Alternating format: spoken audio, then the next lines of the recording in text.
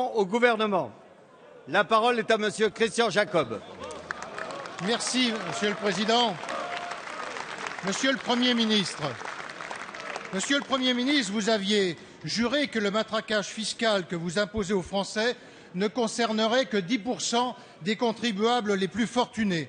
Vous nous avez menti, Monsieur le Premier ministre. Pour cette seule année, c'est plus d'1 million de foyers qui vont devenir imposables. En promettant une pause fiscale en 2014, le président de la République nous a lui aussi menti. La vérité, c'est qu'en 2014, vous allez prélever 12 milliards d'euros d'impôts supplémentaires sur les ménages. Le président de la République est devenu le président des impôts. Non seulement vous mentez, mais vous donnez le mauvais spectacle d'un gouvernement fragilisé, divisé, cacophonique. On l'a vu sur la question des Roms. Madame Duflot ne sait pas seulement payer M. Valls, elle a bafoué votre autorité, elle a humilié le président de la République.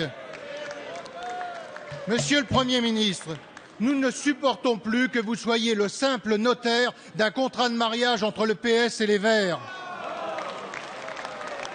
Nous n'acceptons plus qu'une minorité agissante impose le démantèlement de notre filière nucléaire. Nous n'acceptons plus que des militants dogmatiques imposent une loi collectiviste sur le logement. Nous n'acceptons plus que le contribuable paie au prix fort vos petits arrangements sur la taxe carbone. Votre pratique du pouvoir, Monsieur le Premier ministre, est digne de la 4e République.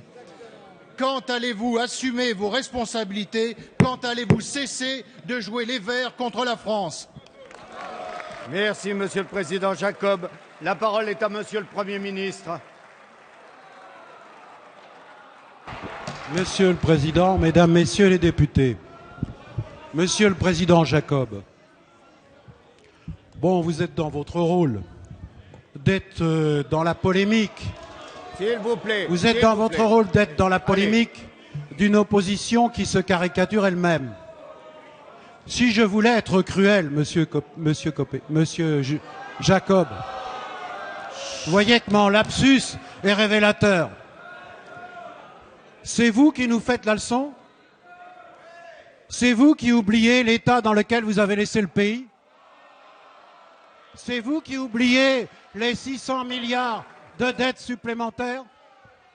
C'est vous qui oubliez le million de chômeurs supplémentaires? C'est vous qui oubliez les 750 000 emplois industriels détruits?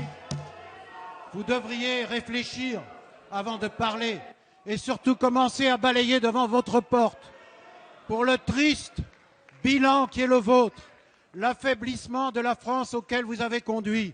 Et en plus, vous vous donnez en spectacle. Vous pensez incarner l'opposition, en fait vous incarnez un parti qui se divise, qui n'a plus de leader, qui fraude pour élire son président et qui ne sait même pas où il va et qui n'a aucun projet à proposer à la France. Sinon, je vais vous le dire, Mesdames et Messieurs les députés, le programme de la droite, il a été publié ces derniers jours parce qu'il en existe un quand même. C'est le contre-budget, c'est-à-dire un contre-budget d'austérité pure et dure.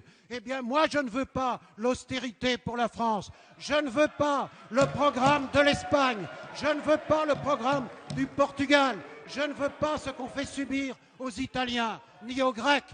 Je veux le redressement de la France, ce que nous avons entrepris avec la majorité parlementaire pour la justice et la préparation de l'avenir. Voilà la différence avec vous, Monsieur Jacob.